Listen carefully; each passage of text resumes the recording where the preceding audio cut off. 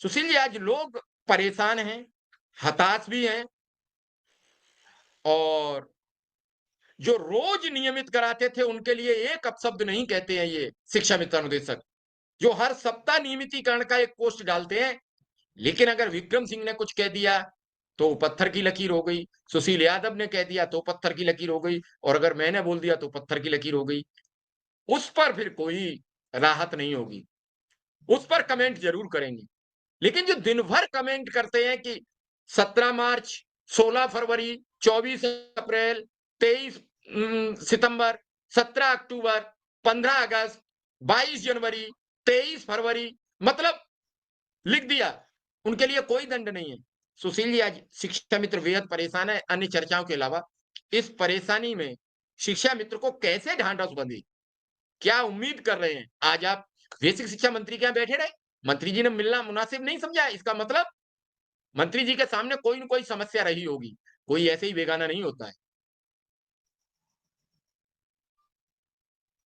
जी, आदरणीय मिश्रा जी नमस्कार। विक्रम भाई नमस्कार।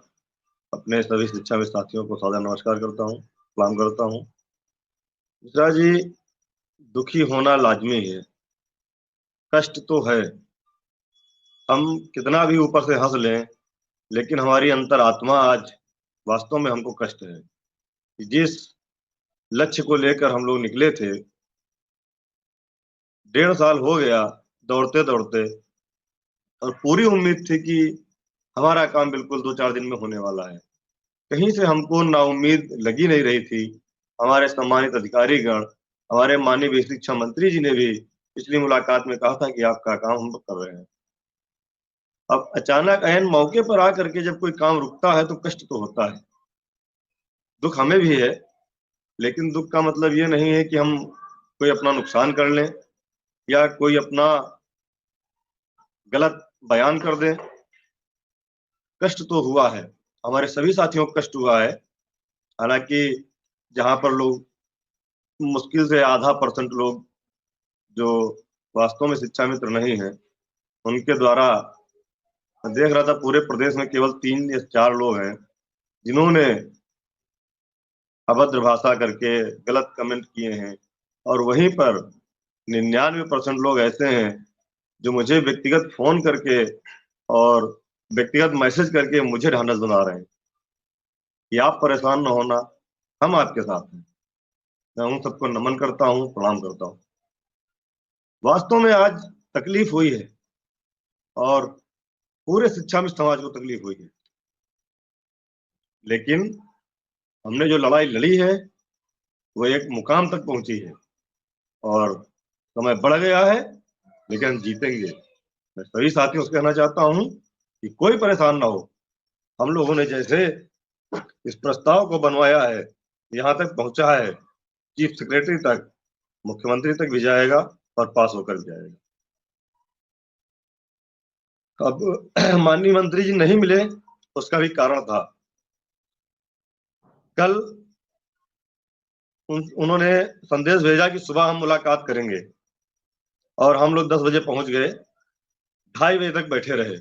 कई बार सूचना अंदर बाहर की गई, लेकिन जब 2:30 बजा तो उनके निजी सचिव आए और उन्होंने कहा कि अब मुलाकात करने से कोई लाभ तो आपका होना नहीं है, इसलिए माननीय मंत्री जी कह रहे हैं कि आप 5 बजे के बाद आइए। तो हमने कहा, अब मंत्री जी को परेशान नहीं करेंगे, हम भी समझ रहे हैं जब मामला माननीय मुख्यमंत्री जी के यहाँ से डिसमिस हुआ है, तो उसमें माननीय मंत्री जी कुछ नहीं कर सकते।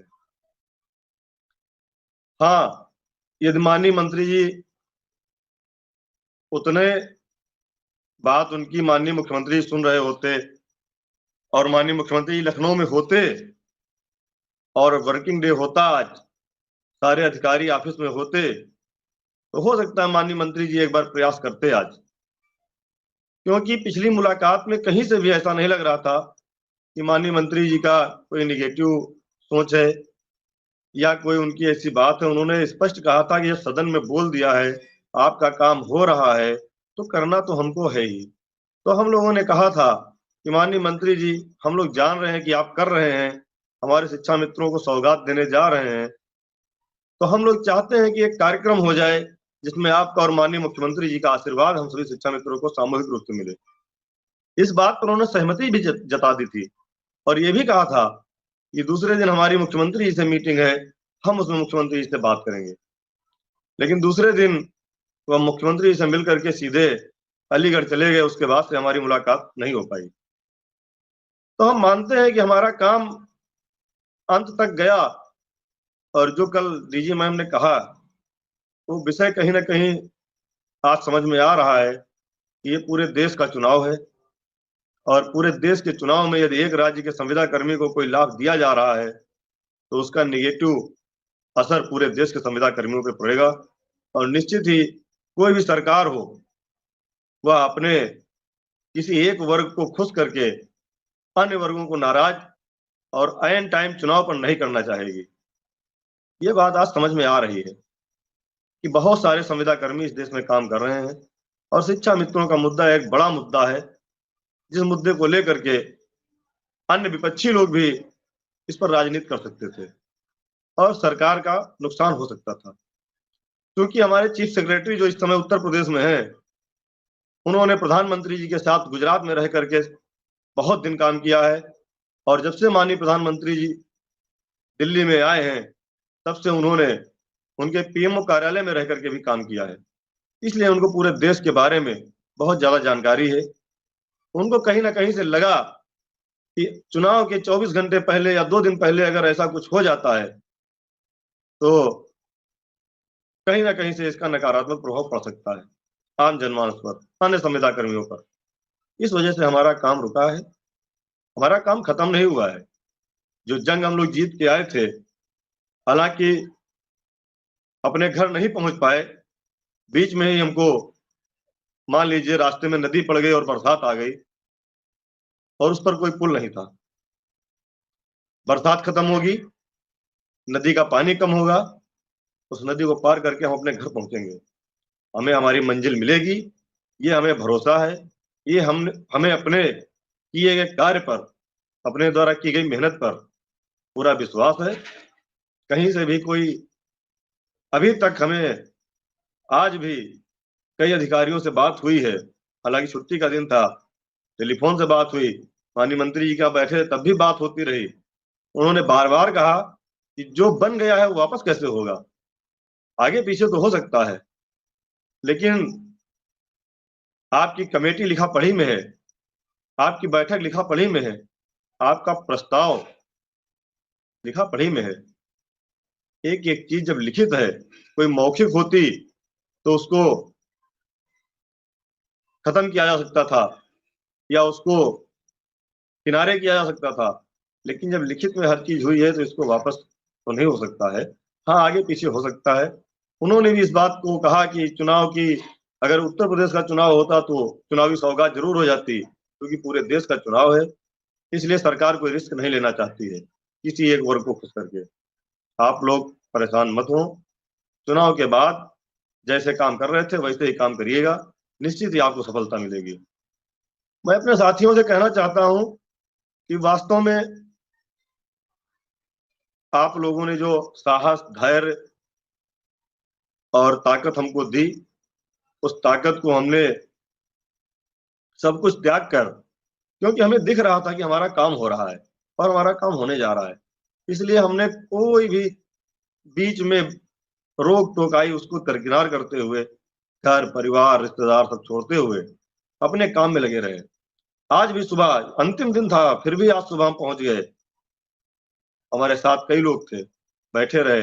एक अंतिम आशा और विश्वास था कि हो सकता माननीय मंत्री जी अगर मिल जाएंगे तो हम मंत्री जी से ही 2 शब्द मीडिया के सामने बुलवा देंगे कि हमारी व्यवस्था कहाँ तक पहुंची है और कहाँ तक क्यों रुक रही है। लेकिन ये संभव नहीं हो सका, क्योंकि सभी लोग जानते हैं कि माननीय मंत्री स्वतंत्र प्रभार के मंत्री हैं। कैबिनेट मंत्री होते तो शायद एक बार ऐसा हो सकता था। पूरा विभाग माननीय मुख्यमंत्री जी के पास है, जब तक उनका अंतिम निर्णय नहीं हो जाता तब तक माननीय मंत्री जी कुछ नहीं कह सकते। इसमें माननीय मंत्री जी का कोई दोष नहीं है, हमारे अधिकारियों का कोई दोष नहीं है। जिस चुनाव को हम अपना सोच रहे थे कि ये हमको लाभ देगा, आज वही चुनाव हमको हानि देकर चला गया। आदर्श आचार संहिता को हम सोच रहे थे उसके पहले हमको लाभ मिल जाएगा, लेकिन इसी के कारण आज हमारा नुकसान महीने 2 महीने का 3 महीने का हो गया। अब हम लोग पुनः इस पर पूरे प्रकरण पर एक बार रिकैप करके कहाँ कहाँ हमसे कमियां रह गई हैं, कहाँ कहाँ गलतियां हुई हैं, हम उन कमियों की, उन गलतियों की हम पूरी जिम्मेदारी लेते हैं। हमने कल भी कहा था, हमने परसों भी कहा था कि हम मैदान छोड़कर भागने वाले नहीं हैं, हार कर भागने वाले नहीं हैं, डर कर भागने वाले नहीं हैं। यदि आप श्रेय हमको देना चाहते थे तो आज जो परिणाम नहीं मिला उसकी भी जिम्मेदारी सुशील यादव लेते हैं। आपको जो भी कहना है कहिए, आप जो भी दोष देना चाहते दीजिए, हमें स्वीकार है। लेकिन चुनाव आचार संहिता समाप्त होने के बाद हम दूनी ताकत के साथ अपने काम में लगेंगे और आपको खुशियां दिलाएंगे। ये मेरा वादा पहले भी था, आज भी है। मुझे नहीं लगता था कि आचार संहिता के पहले हमारा काम नहीं होगा। मुझे अधिकारियों द्वारा, माननीय मंत्री जी द्वारा लगातार आश्वस्त किया गया, जिसकी वजह से मैंने पूरे दम के साथ, पूरी ताकत के साथ आपसे कहा था हमारा काम हो गया, और दिख भी रहा था, बार बार दिख भी रहा था कि हमारा काम हो रहा है। इसलिए मैं इस पूरे प्रकरण की, अपने काम ना होने की सारी जिम्मेदारी लेता हूं। जिम्मेदारियों से न भागा हूं कभी, न भागूंगा।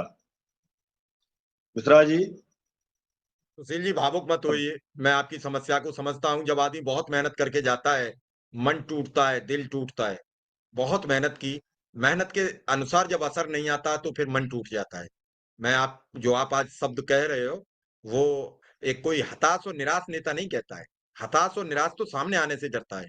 आप सामने आए हो, अपनी बात कह रहे हो, और लगातार कम से कम अब तक 100 कमेंट इस बात पर आ गए कि सर सुशील जी से कहिए निराश ना हो, भावुक ना हो, क्योंकि चेहरा बताने लगता है। आपका चेहरा देख के कुछ लोग बहुत परेशान हो रहे हैं। तो हिम्मत रखिए, सब ठीक होगा। सुशील जी, बात पूरी करिए। जी, मैं कहना चाहता हूं कि असफलता एक चुनौती है, स्वीकार करो। क्या कमी रह गई देखो और विचार करो। संघर्षों का मैदान छोड़ मत भागो तुम, संघर्षों का मैदान छोड़ मत भागो तुम। और हम लोग मैदान छोड़कर नहीं भागेंगे। ये 2 महीना जो है आचार संहिता, मैंने कहा था कि मैं अपने लोगों के बीच में जाऊंगा और सबसे बात करूंगा, और सभी साथियों से निवेदन है कि अपने आसपास के साथियों के पास मिलकर रहें, बात करते रहें, किसी को दुखी ना करें।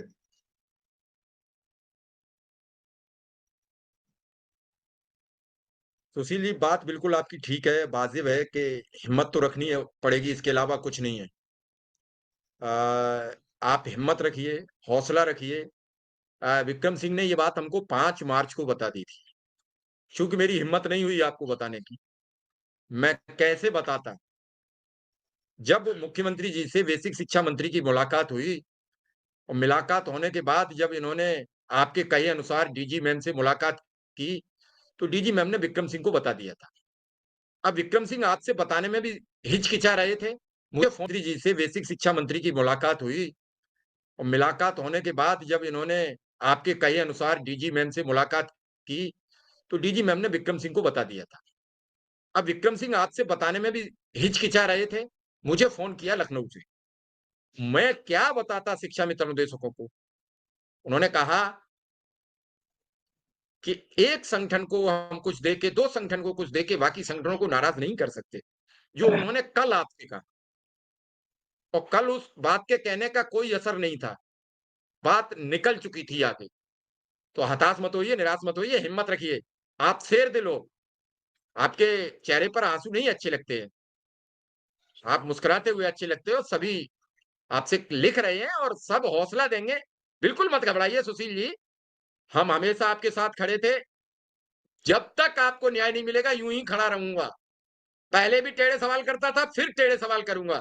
अभी मुझे लगा कुछ आपको मिलने जा रहा है, तो मैंने थोड़ी सी अपनी लाइन चेंज कर ली थी, आप भी समझ रहे हैं। और वो लाइन सिर्फ इसलिए चेंज की थी कि अगर 1.5 लाख परिवार खुश हुआ तो मुझे हिम्मत मिलेगी। पहले तो आप बिल्कुल निश्चिंत होइए सुशील जी। अच्छा नहीं लग रहा है ये ऐसा चेहरा आपका। आंसू पहुंचिए पहले आप। अब आंसू यहां तक दिखाई दे रहे हैं तो ये बंद करिए सब। परेशान मत होइए, परेशान मत होइए, परेशान मत हो।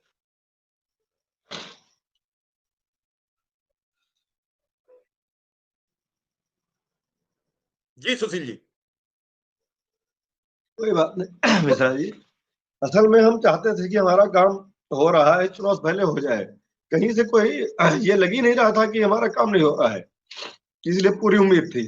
लेकिन फिर भी मैंने कहा कि 4-5 दिन अभी थोड़ा सा स्पाइनल प्रॉब्लम थी, उसका इलाज कराऊंगा, उसके बाद मैं तुरंत निकल लूंगा और अपने लोग बीच जाऊंगा, सबसे बात करूंगा, कोई भी साथी परेशान ना हो। और हम ये 2 महीना घर में नहीं रहेंगे। जब तक हमारा काम नहीं हो जाता तब तक हम अपने साथियों को नहीं छोड़ के जा सकते। हमारा पूरा संगठन एक ही शिक्षा मित्र के साथ रहेगा। चलिए चलिए आप बैठ। जी। सुशील जी क्या कहेंगे अब शिक्षा मित्रों से? समय हो रहा है। बहुत लोग आपके लिए अपने कमेंट, इतने कमेंट आपको लेके कर रहे हैं लोग, आप देख रहे होंगे लगातार। मैंने तो कुछ चंद कमेंट आपको दिखाए हैं। लोग आपके लिए कह रहे हैं, कुछ लोग लिख रहे हैं कि तुम तो रो रहे हो सो रो रहे हो, हम यहाँ बैठ के आपके आंसू देख के अपने आंसू नहीं रोक पाए हैं।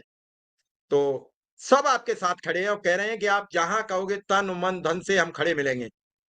आज आपके आंसू ये साबित करते हैं कि आपकी मेहनत का आपको फल नहीं मिला, इसलिए ये आंसू निकले हैं। अगर ये बनावटी बातें होती, सब घुमाव वाली होती, तो ये आंसू नहीं निकलते। एक दिन और निकले थे आपके आंसू, वो वीडियो भी सबने देखा था। आज का ये वीडियो भी, अभी लगभग 2,500 लोग हमारे साथ लाइव जुड़े हुए हैं, और कितने लोग देखेंगे अभी नहीं मालूम।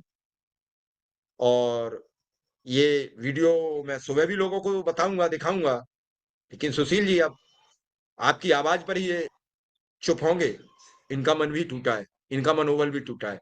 क्योंकि जब साथी का जो गाड़ी का ड्राइवर जब परेशान और हताश होता है, तो फिर गाड़ी में बैठी सवारी भी घबराने लगती है। सुशील जी। जी मिश्रा जी, अभी जैसे आपने शुरुआत में कहा था कि जो लोग रोज समायोजन कराते थे, समान कार्य समान वेतन, या रोज एरियर सहित बहाली कराते थे, लोग उनको कुछ नहीं कहते हैं। तो बात ये है कि वो लोग जानते हैं, हमारे शिक्षा में साथी हैं, कि वो फेंकू लोग हैं। वो जानते हैं कि वो लोग झूठ बोल रहे हैं, इसलिए ना उन पे कोई कमेंट होता है, ना उनसे कोई सवाल करता है। हमारे ऊपर लोग भरोसा करते हैं। आप भी जानते हैं, हम भी जानते हैं कि लोगों का विश्वास मेरे साथ है, तो उनका सवाल पूछना लाजमी है और उनको जवाब देना हमारी जिम्मेदारी है। अगर हमारे साथ 1.5 लाख परिवार की जिम्मेदारी हमारे ऊपर हमने ली है, तो मेरी जिम्मेदारी ये बनती है कि मैं उनको सही बात बताऊं, मैं उनको गलत ना बताऊं। और मैंने पूरा प्रयास किया कि सही जानकारी शिक्षा मित्रों तक पहुंचे। बहुत सारे लोगों की दुकानें बंद हो गई मिश्रा जी। बहुत सारे लोगों ने पोस्टें लिखना बंद कर दिया। होता क्या था कि काम हम करते थे, लिख करके पोस्ट फेसबुक व्हाट्सएप पे जाती थी, केवल नीचे का नाम काट करके अपना नाम लगा करके लोग जारी कर देते थे। तब जाकर के संगठन में हमने बताया कि भैया हम काम हम लोग कर रहे हैं, ये लोग अपने नाम से आ रही है। संगठन द्वारा फिर यूट्यूब पे चैनल का निर्माण किया गया। कोई हमारा चेहरा तो नहीं बदल पाएगा, कोई हमारी आवाज तो नहीं ले पाएगा। उसमें भी लोगों को स्वार्थ लग रहा था कि हमारा स्वार्थ है। जिनको स्वार्थ लगता हो वो हमारा यूट्यूब चैनल ना देखें, अनसब्सक्राइब कर दें। हमने किसी लाभ के लिए, किसी फायदे के लिए, किसी आर्थिक दृष्टि से चैनल का निर्माण नहीं किया था। सिर्फ इसलिए किया था कि सही जानकारी हमारे साथियों तक पहुंचे और वो बरगलाए ना जा सके। क्योंकि हम चैनल में जो बोलेंगे वो कभी झुटलाया नहीं जा सकता, वो हटाया नहीं जा सकता। पोस्टें तो लिखते हम थे, उसमें 2-4 लाइनें हम देख रहे थे, लोग बढ़ा बढ़ा करके लिख करके आगे बढ़ा देते थे। इस बात से कष्ट होता था। लोग सवाल हमसे करेंगे और हम उनको जवाब देंगे, तो इनका भरोसा हमारे साथ है। और मैं ये मानता हूं कि ये मेरी जिम्मेदारी है, और मैं पूरी जिम्मेदारी लेता हूँ इस चीज की कि हम कामयाब नहीं हुए, लेकिन इसका मतलब ये नहीं है कि हम जितना चले उतना लौट भी आए हैं। पहाड़ पर चढ़ रहे थे, एकदम चोटी पर पहुंचने वाले थे, लेकिन तूफान आया, नहीं चोटी पकड़ पाए। इसका मतलब ये नहीं कि हम तूफान से नीचे गिरा है, हम वहीं टिके पड़े हैं। तूफान निकल जाएगा तो हम चोटी चढ़ेंगे। इंतजार है, इंतजार कर लेंगे। लेकिन इसमें वास्तव में साथियों, जितना प्यार आपने हमको दिया है, वो मैं कभी नहीं भूल सकता हूँ। और मेहनत भी हमने बहुत शिद्दत से की थी। आज अजय सिंह बनारस से कह रहे थे कि अगर इतनी मेहनत किसी भगवान के यहाँ की गई होती तो आज भगवान प्रकट होते हो गए होते। तो कष्ट यही थोड़ा सा होता है कि कामयाबी मिलते मिलते रह गई, लेकिन इसका मतलब यह नहीं कि हम पूरी तरह नाकामयाब हो गए। अभी आगे समय है और चुनाव में भी हम बाहर निकलेंगे, अपने लोगों से मिलेंगे, बैठकें करेंगे, होली मिलन कार्यक्रम करेंगे जिलों में। कोई तो रोक नहीं सकता हमको अपने भाइयों से मिलने से और अपनी बहनों से मिलने से। हम निकलेंगे, सबसे मुलाकात करेंगे, बात करेंगे, आगे की रणनीति पे चर्चा करेंगे कि कितने दिन आचार संहिता के बाद हम सरकार को समय दे सकते हैं। उसके बाद फिर हम लखनऊ में डटेंगे, लड़ेंगे। और इस बार वास्तव में मिश्रा जी, आज सुबह से ही हम सोच रहे हैं, इस बार कुछ भी हो, मुकदमा लिखा जाए, जेल भेजा जाए, कुछ भी हो, इस बार अंतिम संग्राम होगा, महासंग्राम होगा। उसके लिए कुछ भी करना पड़े, उसकी रणनीति हम लोग बनाएंगे, प्रांतीय कमेटी की बैठक में रखेंगे हम अपनी बात, और सभी लोगों से आशीर्वाद लेंगे और निकल पड़ेंगे, अपने साथियों का समर्थन जुटाएंगे और पुनः एक बार लखनऊ में अंतिम बार होगा, क्योंकि अब हमारे पास कुछ बचा नहीं है। 42 साल उम्र हो गई है, हमारे साथियों की हमसे ज्यादा हो गई है, लोग रिटायरमेंट हो रहे हैं। क्या बचा है? पूरी जिंदगी दे दिया बेसिक शिक्षा को, खाली हाथ हमारे साथी घर जा रहे हैं। दुख की बात तो वही है।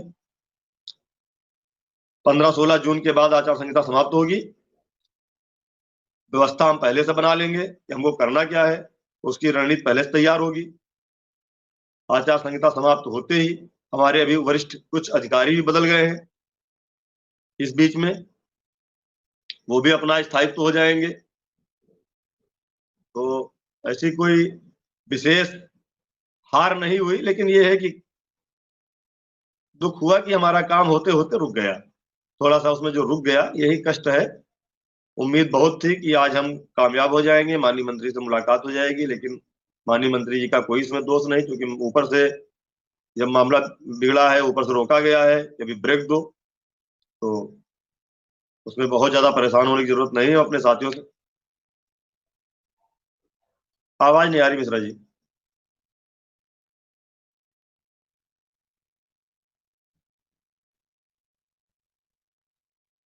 मिश्रा जी आवाज नहीं आ रही। अजय जी, आप कमेंट अपना दोबारा लिख दीजिए एक बार। जी जी, सुशील जी बात पूरी करिए।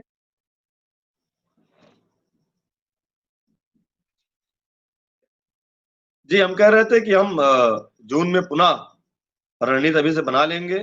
21 तारीख को आचार संहिता समाप्त हो रही है, उसके बाद से हम लगातार कुछ दिन का समय सरकार को, अधिकारियों को देंगे। अगर उस समय के भीतर हमारी समस्याओं का समाधान नहीं हुआ तो पुनः हम लखनऊ में डटेंगे और अंतिम वार करके ही लौटेंगे।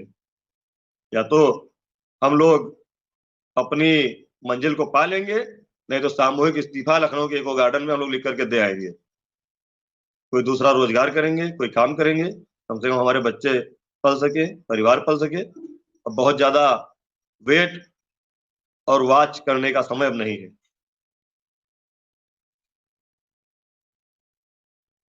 चलिए, कुछ अजय सिंह जी कमेंट लिख रहे थे, हालांकि उनका कमेंट काफी ज्यादा कमेंट लोगों के आ रहे थे, तो मैं उनका नहीं पढ़ पाया। और कुल मिला के ये है कि सब कह रहे हैं कि थोड़ा हिम्मत और हौसला रखिए। और कोई भी जो साथी लिख रहे हैं शिक्षा में, तो लगातार हमारा प्रोग्राम ये 809 शिक्षा में अनुदेशक पर जारी रहेगा।